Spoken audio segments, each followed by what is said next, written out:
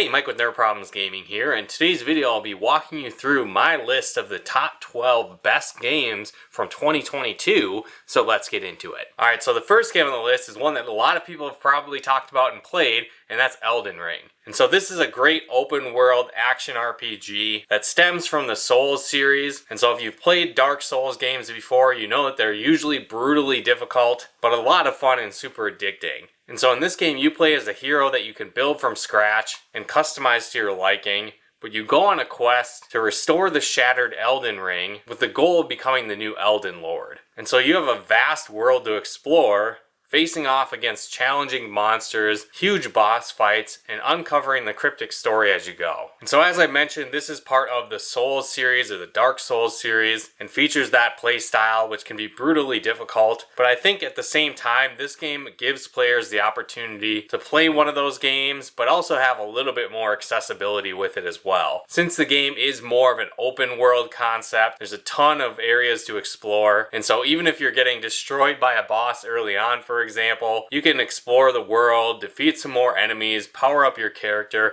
and take on and challenge that boss again, and likely it'll be more accessible that second time around. This game has a massive world that sucks you in, and it's always fun exploring new areas and uncovering what the world has to offer. There's all kinds of different class type builds that you can build out for your character, so whether you want to be an aggressive melee character or more of a spellcaster, a stealth range type character, or something in between, you have the opportunity to create really any type of character you want, as there's a massive flexibility within how you allocate your stats as you level up. Similar to other Dark Souls games as well, when you die, you'll lose all the different souls that you've gathered, and so you need to go back to where you died to regain that experience. But if you die one more time in between trying to get that, you'll lose everything. So it can be certainly frustrating, but I think the open world elements and the ability to explore different areas, maybe within your ability set, makes it a lot more accessible and really fun. If you haven't played this game yet, or just want to give it another playthrough, I definitely recommend Elden Ring. Alright, the next game on the list is Teenage Mutant Ninja Turtles Shredder's Revenge. Now this is a brand new side-scrolling beat-em up in the Ninja Turtles universe. And the Ninja Turtles series was one of my favorites growing up. It's really what introduced me to the beat-em up genre, and they did an amazing job on this game. It features a whole new adventure for the Turtles, taking on the threat of Shredder and the Foot Clan and other villains from the Turtles universe. And I think it takes all of the best elements from the early beat-em-up Turtle games, brings them into this new version, and adds even more enhancements to the game as well. The game features local co-op. You have the base Turtles you can play as, but also Splinter and April O'Neil and unlockable characters as well. The game also features some RPG elements, so as you beat up different enemies, you can actually level up your characters, and each character has different strengths and weaknesses as well. So some might have more range to their weapons, or more powerful special attacks, a lot of different play styles and skill sets for each character. I really think that adds to the replay value of the game. There's a story mode to the game, but there's also a traditional, more classic arcade style to the game as well, which might appeal to more retro players used to this style of game. But it's definitely really accessible for new players to the genre, and for fans of Ninja Turtles since they came out, as well as brand new fans to the series, I think will enjoy this game. So if you're looking for one of the best beat-em-ups that came out in recent years, I definitely recommend checking out Teenage Mutant Ninja Turtles Shredder's Revenge. Alright, the next game on the list is one of the most addicting games I've ever played, and that's Vampire Survivors. Now, I actually first played this game in early access on Steam, sunk dozens of hours into the game, trying to unlock every single thing you can, and within the last few months of 2022, it finally came out in its final version, and I went through it and played it all again. And so the game is a twin-stick shooter bullet hell. And so as you start off the game, you have limited access to the stages you can go through, as well as a handful of characters you can play as. But as you play through the many stages and reach longer play times as your characters, you'll unlock new characters, additional weapons, and much more. And so one thing I really liked about the game, it really has like kind of a Castlevania feel to it almost, where many of the characters are directly inspired from Castlevania, as well as the different weapon types you have access to. So you have things like a whip, a throwing axe, a boomerang, holy water, Bibles, and much more. All that were secondary or primary weapons from the Castlevania series. And basically how the levels start off is a few monsters will be coming at you very slowly, and you'll be pretty weak and slow and have one weapon that you're using. But over time, you'll level up your character, making those weapons more powerful. You'll acquire more weapons, as well as defense bonuses, which power your character up to hopefully survive till the end of the time frame on that level, and then you'll be encountered by death, which you can attempt to defeat, but in many cases it will instantly kill you, leaving you wanting to challenge the level again with a brand new character, or you'll be able to use gold that you acquire throughout the level to permanently give your character stat boosts for another run attempt on that same level or new ones that you may have unlocked. The gameplay is incredibly addicting. I would see sessions where I try to just play one time turn into multiple hours of gameplay, time and time again. The game is incredibly hard to put down, and I highly recommend it. Alright, the next game on the list is Stranger of Paradise Final Fantasy Origin. Now, I think a lot of people missed out on this game as it came out at roughly the exact same time as Elden Ring, and it features some similar elements to the Souls series as well. Now, this game is set in the Final Fantasy universe, and in fact, it's set in the original Final Fantasy universe from the NES. And so that was one point that really drew me into the game. That's actually one of my favorite games of all time, and one of my favorites in the Final Fantasy series. Now, the first NES game is not super story heavy. The graphics aren't the best. There's some mechanics that definitely needed improvement, but the replay value on that game is phenomenal. And I've played it dozens of times growing up. And so seeing a new Final Fantasy game returning to that universe really got me excited. So this game, like I mentioned, it's an action RPG where you play as the Warriors of Light, taking on the evil fiends and chaos that are trying to destroy the world. And so it revisits many of the same areas from the original Final Fantasy game, but now in a more intense action RPG fashion. Now, what's really cool about this game too is that you can play as many of the job classes from the Final Fantasy series, and this really changes the playstyle your character will have. So you can be mages, you can be knights, you can be warriors, thieves, and much more, each with their own unique playstyle and skill sets that you can unlock and level up as you progress through the game. The gameplay is super addicting and a ton of fun, and I won't go into spoiler territory, but you definitely need to play this game all the way through to the end, as the ending is one of the best parts of the game and really makes the game. So if you've tried this before and maybe only played it for a few hours and haven't fully completed the game, I highly recommend doing that. As for me, that was one of the best parts of the game, was the ending reveal and how it ties into the rest of the Final Fantasy universe. So if you missed out on this game or didn't fully finish it, I definitely recommend checking out Stranger of Paradise Final Fantasy Origin. Alright, the next game on the list is Infernax. Now, this is a Metroidvania style game that's modeled after some of the classic Castlevania and Metroid games, and really reminded me of a modern day version of Castlevania 2, Simon's Quest. And so in this game, you play as a young knight that returns to his homeland to find that it's been overrun by demons and evil, and you go on a quest to restore your kingdom. Now, one thing that's really cool about this game is the fact that depending on what choices you make, you can influence your character to be more on the good side, more neutral, or more evil, and depending on what you pick will actually influence the story and how it evolves, and can lead to multiple different endings for the game. Now, as I mentioned, it's more of a side-scrolling action platformer with Metroidvania elements, and it does have more of that retro aesthetic and retro gameplay feel to it, but the controls are incredibly responsive, and it's a little bit more intuitive with some more quality of life enhancements thrown into the game as well. Again, as I mentioned, if you played classic games like Castlevania 2 that were in this similar type of format, one of the downfalls of those type of games is there wasn't a map that could help you find your way around the world. There wasn't side quests that you could do. The RPG elements were a little bit more unclear, where this game rectifies a lot of those past mistakes, which really enhances the gameplay of this game. I think if you're looking for a fun, challenging, action platformer, Metroidvania style game, I definitely recommend Infernax. Alright, the next game on the list is the Teenage Mutant Ninja Turtles Cowabunga Collection. And so I mentioned some of the classic Ninja Turtles side-scrolling beat-em-up games when talking about the Shredder's Revenge game. Well, this collection takes all of the best ones and puts them into one collection and does a ton of enhancements to the games as well. And so you can play all of these games in their classic form, be it the Turtles arcade games, games from the NES, the Super Nintendo, Sega, Game Boy, and more. On top of that, you can play them in their classic forms, but you can also play them with some great enhancements. So if you want to remove things like screen flicker or slowdown that were common problems when playing on systems like the NES, you can relive those classics without those plaguing issues, and that's a lot of fun. You can play the game with local co-op as well, and experience some of the best Turtles beat-em-ups, and some of my favorite beat-em-up games of all time in this collection. So if you want to relive many of the Turtles classics, I definitely recommend checking out the Teenage Mutant Ninja Turtles Cowabunga Collection. Alright, the next game on the list is Triangle Strategy. And so this is a tactical RPG from Square Enix, and really reminded me of one of my favorite classic tactical RPGs, Final Fantasy Tactics. And so in this game, you play as a young band of heroes that's dealing with the aftermath of the Salt Iron War, which really revolves around 3 different nations that are warring around precious resources amongst their 3 kingdoms of salt and iron. And so as you start off the game, it puts you in a time of relative peace, but there is a lot of political unease going on, and that peace seems to be short-lived. And so throughout your adventure, you're faced with many choices of how you want to proceed through the story, and depending on what you choose will affect the scale of balance and can really alter exactly how the story plays out. And this can impact the story elements of the game, but also the characters you can recruit and much more.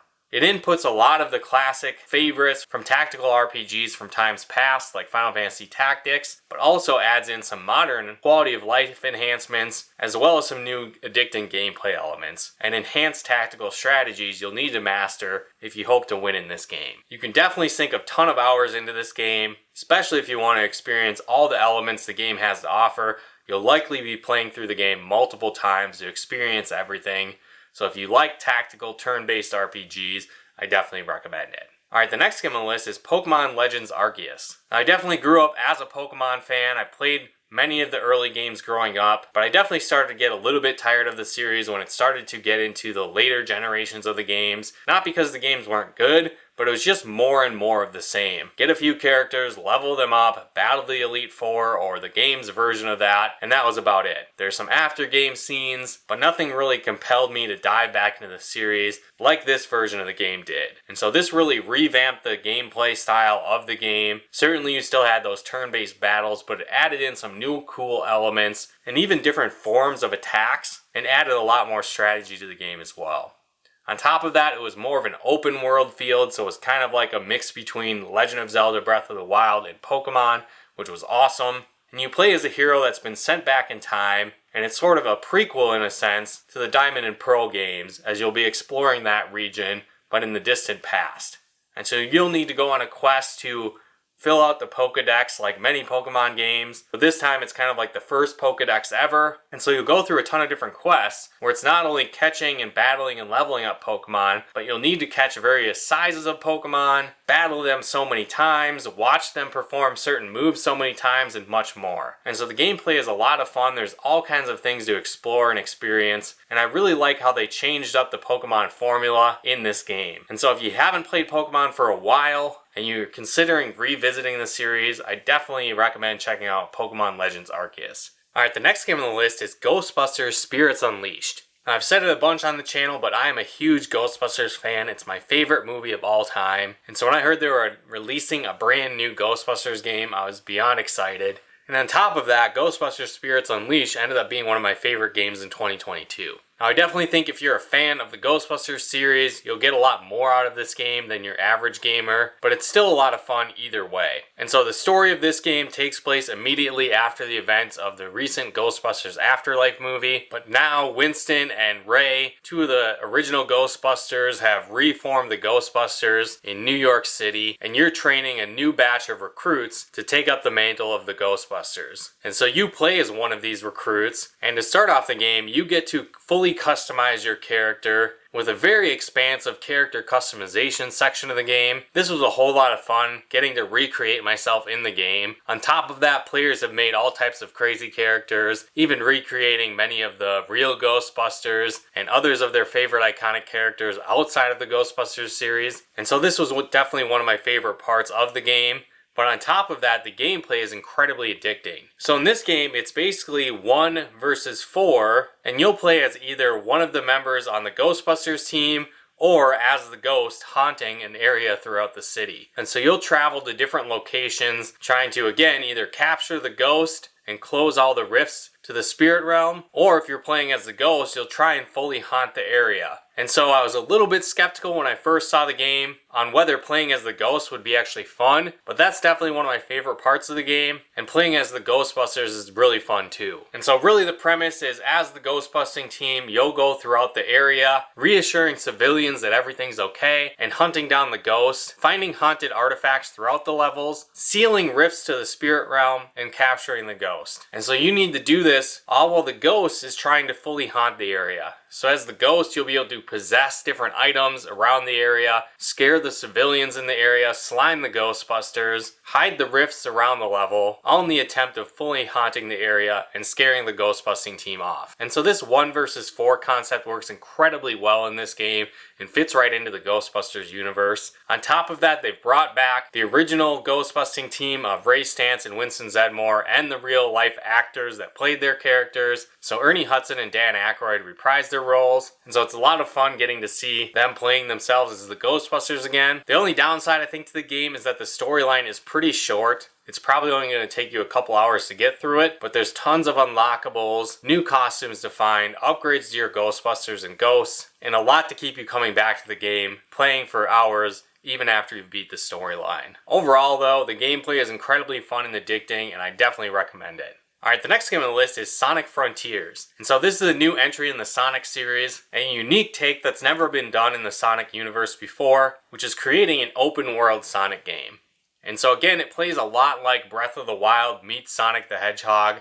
And so you'll go around the world facing different challenges in both a 3D action platforming adventure environment, but also there's different areas where you'll face challenges going through your typical 3D Sonic levels. There's even some classic side-scrolling Sonic levels thrown into the mix as well. And so in these levels you have different challenges that you'll face where you need to beat the levels within a certain time, collect so many rings, find the special rings, and more. And so that element is really addicting, going through these classic Sonic style stages, but also it's really fun exploring the world in this open world concept. So there's different challenges there as well. So there's different time trials that you'll face. You'll need to find creative ways to defeat certain enemies to unlock new things. There's items you can collect that you can upgrade Sonic with, boosting things like your attack and defense and speed and ring capacity and much more. Again, it really reminded me of a cross between my favorite 3D Sonic game, Sonic Adventure 2, and then Breath of the Wild. So if you're looking for a fun new Sonic experience, I definitely recommend checking out Sonic Frontiers. Alright, the next game on the list is Fire Emblem Warriors 3 Hopes.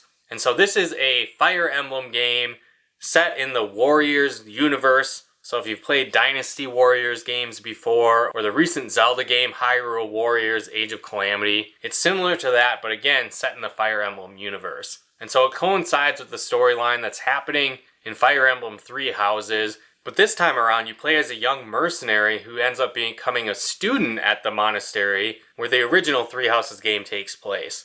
And so it's kind of an alternate timeline of sorts and doesn't exactly follow the same storyline as the original 3 Houses game, but it's set in that universe and you'll interact with many of the same characters and story elements that happened in the first game. So while I don't think you need to play that first game to enjoy this game, I certainly think you'll get more out of it if you've played the original 3 Houses game. But on top of that, I really like the gameplay mechanics that this Fire Emblem version of a Warriors game brings to the table. Now, Warriors games in general are more hack and slash, where it's you versus hundreds if not thousands of enemies.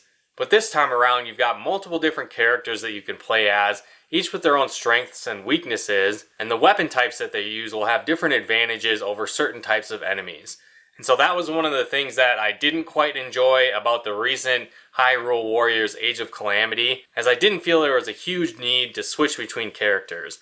Where in this game, I think they solved that problem by giving characters advantages over different types of enemies. So I frequently found myself switching between characters throughout missions instead of just playing as the same character throughout the entire story. On top of that, these characters, similar to the 3 Houses game, really have almost endless possibilities where you can change their classes throughout the game to all kinds of different types, so they can be mages, warriors, thieves, Pegasus Knights, armored knights, and much more. And you're not locked into one path for each character. You can change them completely throughout the game and have them learn different abilities from each one of those class types. So I really enjoyed that aspect of the game. It also brought many of the mechanics from the Fire Emblem Three Houses game, like going to the dining hall and training area to improve your character's abilities. I've really been enjoying this game a lot. It's one of my favorites so far in the Warriors series, and if you haven't picked this game up, I definitely recommend it. Alright, the final game on today's list is River City Girls 2. And so this game came out right at the end of 2022, and it was definitely one of my most anticipated games for the year. River City Girls 1 was one of my favorite beat-em-ups on the Switch, and so when they announced that there was a sequel, I was super pumped for it, and it definitely held up to all my expectations and more. And so River City Girls 2 takes place immediately after the events of the first game, and you'll play as Misako, Kyoko, Kunio, and many more characters that you'll unlock throughout the story. And once again, it's a whole nother quirky adventure, but one thing that I really liked about the first game that's present in this game and took it to a whole nother level is that there's all kinds of chat and dialogue sequences that happen as you play through and explore the game, but they're actually customized depending on what characters you're playing as this time. So as I went through the game and we played as different combos of characters, we got to unravel their perspective on the story, and so that was really cool. And the game is way bigger than the first one as well. We spent a long time going through the different levels and areas, building up our characters, getting the different food items to power up our stats, and there's a ton of hidden secrets throughout the game as well. Now, if you've never played a River City style game before, they're side-scrolling beat-em-ups with RPG elements. So you'll fight off waves and waves of enemies this time around, trying to take on the Yakuza threat that's trying to take over River City. And so as you explore and beat up enemies, you'll level up your characters, improve your stats, learn new abilities in the dojo, and take on challenging bosses. The music is another one of my favorite aspects of this game, and I definitely think I need to pick up the soundtrack to listen outside of the game, and it brings back a lot of the classic tunes from the original River City Girls as well. This is definitely one of my favorite beat-em-ups of all time, and I highly recommend checking it out. Well, again, hopefully you guys enjoyed this video. If you did, be sure to smash that like button as it really helps out the channel. And if I missed some of your favorite games of 2022, let me know in the comments below. I know there's a huge list in my backlog that I still haven't gotten a chance to play, so I'm sure there's some other great games in 2022 I missed, so let me know in the comments below. But once again, these are the top 12 best games I've played in 2022, so hopefully you enjoyed it. But let me know in the comments below. And if you like videos like this on video games, board games, and everything nerdy, check out one of our other videos here. And if you haven't done so yet, be sure to subscribe and turn on the bell notifications to get the latest updates of new nerd videos we put out. But once again, thanks for tuning in, and we'll talk to you more soon.